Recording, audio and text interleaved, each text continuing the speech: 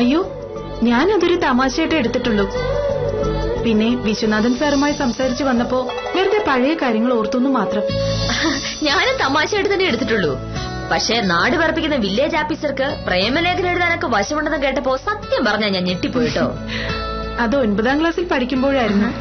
അത് അന്നത്തെ കുസൃതിയായിട്ട് കണ്ടാ മതി. അങ്ങനെ ഞാൻ കാണുന്നുള്ളൂ. പക്ഷെ ഏത് ക്ലാസ്സിൽ പഠിക്കുമ്പോഴായാലും മോഹനകൃഷ്ണ സാറിന് ഒരു പെൺകുട്ടിയോട് പ്രേമ തോന്നുക എന്നൊക്കെ പറഞ്ഞാൽ അത് ചില്ലറ കാര്യമാണോ? അപ്പോ ആ കഥയിലെ നായികയൊന്ന് നേരിട്ട് കാണുമെന്ന് തോന്നി, അതുകൂടെ വിളിച്ചത്. സത്യത്തിൽ അന്നത്തെ ആ പ്രേമലേഖനത്തിന് കാരണം ഞാനാ. 9ാം ക്ലാസ് വരെയുള്ള എല്ലാ പരീക്ഷയ്ക്കും കെമിസ്ട്രിക്ക് ഫസ്റ്റ് മോഹനകൃഷ്ണനായിരുന്നു. 9ലെ ഓണപരീക്ഷയ്ക്ക് ഫസ്റ്റ് എനിക്ക് കിട്ടി, മോഹനകൃഷ്ണന് സെക്കൻഡ്. അതോടെ കക്ഷിക്ക് ആകെ സങ്കടമായി. പുള്ളിക്കാരന്റെ അവസ്ഥ കണ്ട് സഹതാപം തോന്നിയപ്പോ ഞാൻ കാര്യമായിട്ടൊന്ന് സമാധാനിപ്പിക്കാൻ നോക്കി. ഒരു പക്ഷേ ആദ്യമായിട്ടായിരിക്കും ഒരു പെൺകുട്ടി മോഹനകൃഷ്ണനോടും മോഹനകൃഷ്ണൻ ഒരു പെൺകുട്ടിയോടും സംസാരിക്കുന്നത്. പുള്ളിക്കാരൻ ആരോടും അധികം ഇടപഴകാത്ത സ്വഭാവക്കാരനായിരുന്നല്ലോ.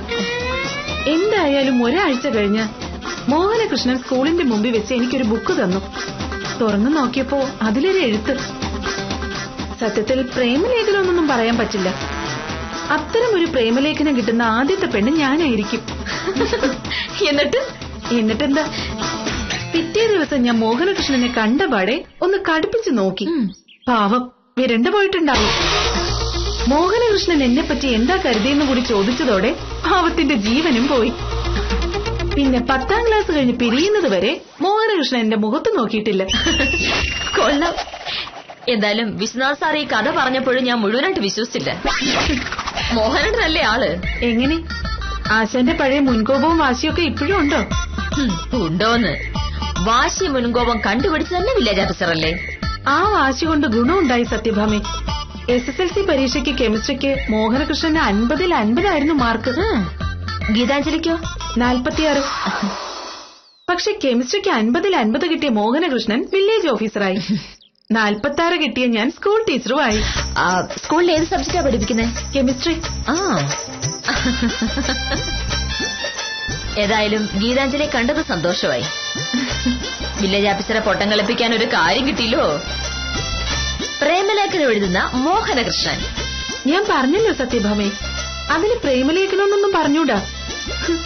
അതൊരു വല്ലാത്ത എഴുത്തായിരുന്നു.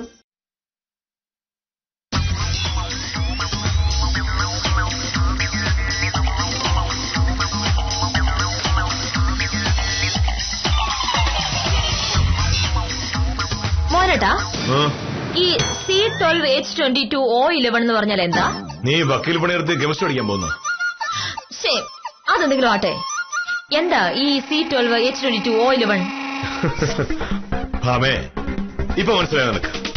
നമ്മൾ വളരെ സാധാരണയായി ഉപയോഗിക്കുന്ന ഒരു വസ്തുവിന്റെ കെമിക്കൽ ഫോർമുലയാണത്. പക്ഷേ വസ്തു ഏതാണെന്ന് നിനക്കറിയില്ല. എന്തുകൊണ്ടറിയില്ല? നീ പഠിച്ചത് വെറും നിയമം. പക്ഷെ എനിക്കറിയാം C12H22O11 എന്ന് പറയുന്നത് എന്താണ് എന്ന്. കാരണം ഞാൻ പഠിച്ചത് കെമിസ്ട്രിയാണ്. കെമിസ്ട്രി. C12H22O11 എന്ന് പറഞ്ഞാൽ പഞ്ചസാര. ഓ, പഞ്ചാരയാണോ? പഞ്ചാര അല്ല, പഞ്ചസാര. പഞ്ചസാര. ദിവസത്തിൽ 3 നേരം ചായ കുടിക്കുന്നുണ്ട്. പക്ഷേ അതിനുപയോഗിക്കുന്ന പഞ്ചസാരയുടെ കെമിക്കൽ ഫോർമുല അറിയില്ല. കഷ്ടം.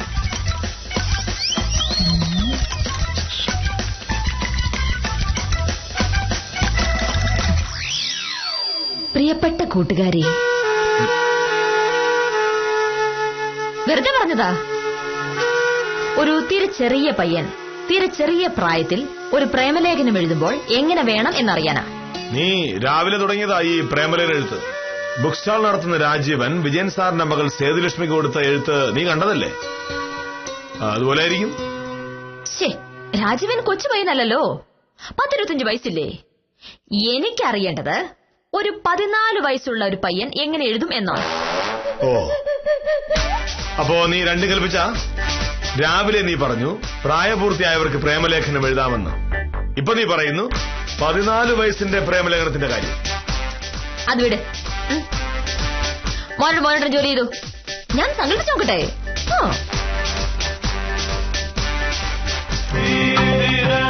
പ്രിയപ്പെട്ട കൂട്ടുകാരി, ഇങ്ങനൊരു എഴുത്തെഴുതാനുള്ള ധൈര്യം കിട്ടാൻ ഞാൻ ഒരുപാട് പ്രാർത്ഥിച്ചു. ആദ്യം ഞാനത് വേണ്ടാന്ന് വെച്ചതാണ്. പക്ഷേ ഇന്നലെ ഞാനൊരു കാര്യം മനസ്സിലാക്കി. ചേരേണ്ടത് ചേരുമ്പോഴാണ് പ്രപഞ്ചം പൂർണ്ണമാകുന്നത്.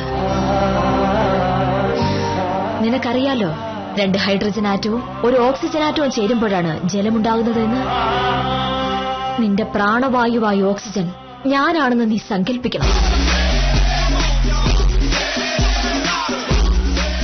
നിന്നെ ഞാൻ ഹൈഡ്രജനായിട്ട് കണ്ടു തുടങ്ങി. സ്നേഹത്തിന്റെ അപ്പൂപ്പൻ താടിയായി ഹൈഡ്രജൻ ആറ്റത്തെ പോലെ അനന്ത വിഹായസിൽ നിനക്ക് പാറി പറന്നുകൂടെ? നിന്റെ ആ കണ്ണുകളാണ് എന്നെ ആകർഷിച്ചത്. കോപ്പർ സൾഫേറ്റിന്റെ അത്ര നീലിമയുള്ള ആ കണ്ണുകൾ ഞാൻ എങ്ങനെ മറക്കും? നിന്റെ പല്ലുകളുടെ വെണ്മ കണ്ടാലറിയാം ആവശ്യത്തിന് കാൽസ്യം ആ പല്ലുകളിൽ ഉണ്ടായെന്ന്. എനിക്ക് നിന്നോട് ഭയങ്കര ഇഷ്ടമാണ്.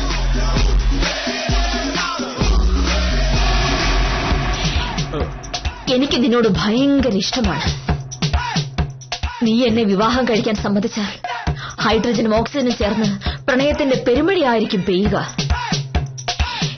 എന്റെ പ്രേമത്തെ നീ തള്ളിക്കളഞ്ഞാൽ ഞാൻ സൾഫൂരിക് ആസിഡോ H2SO4 ഹൈഡ്രോക്ലോറിക് ആസിഡോ HCl കഴിച്ച് ഞാൻ ജീവിതം അവസാനിപ്പിക്കും. പ്രണയം മധുരമാണെന്ന് ഓർമ്മിപ്പിച്ചുകൊണ്ട് C12 H22 O11 ഉമ്മ. C12 H22 O11 എന്ന് പറഞ്ഞാൽ പഞ്ചസാര. ഇപ്പോഴല്ലേ മനസ്സിലായത് അതെന്തുമ്മയാണെന്ന്. പഞ്ചാരവും മധുരാം വാവ.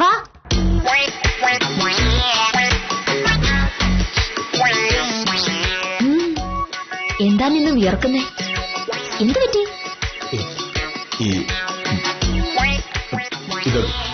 ഇതൊക്കെ നീ എങ്ങനെ അറിഞ്ഞു? ഏതൊക്കെ? അല്ല, ഞാൻ പിന്നെ പറ. സ്കൂളിൽ പഠിച്ചോണ്ടിരുന്നപ്പോ വെറുതെ തമാശക്ക് അവളെ കളിയാക്കാൻ വേണ്ടി എഴുതിയത്. എവളെ?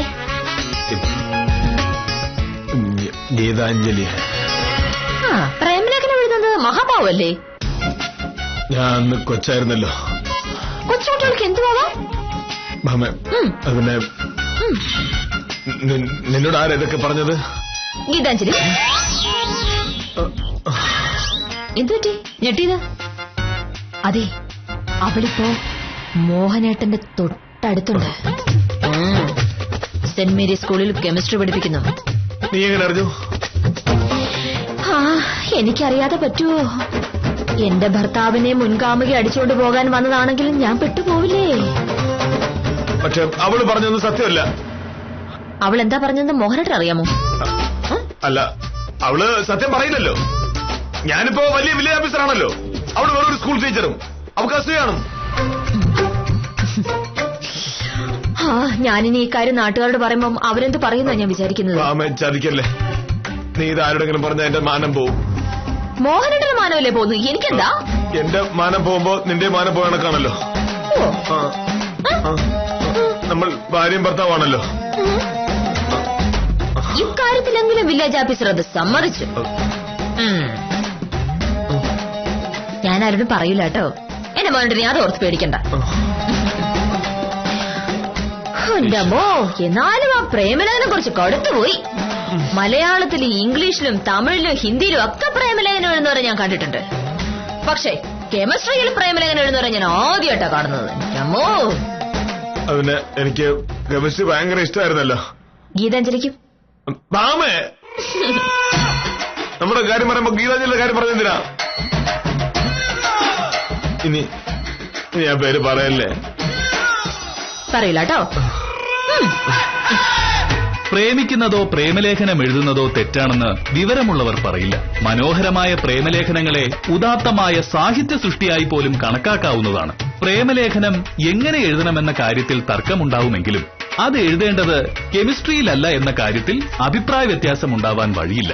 ഒരിക്കലൊരു പ്രേമലേഖനം എഴുതിപ്പോയത് എല്ലാ കാലത്തേക്കും കുഴപ്പമാവുന്നത് എങ്ങനെയെന്നറിയാൻ നാളെ രാത്രി 9 മണിവരെ കാത്തിരുന്ന് കാര്യം നിസ്സാരം കാണുക.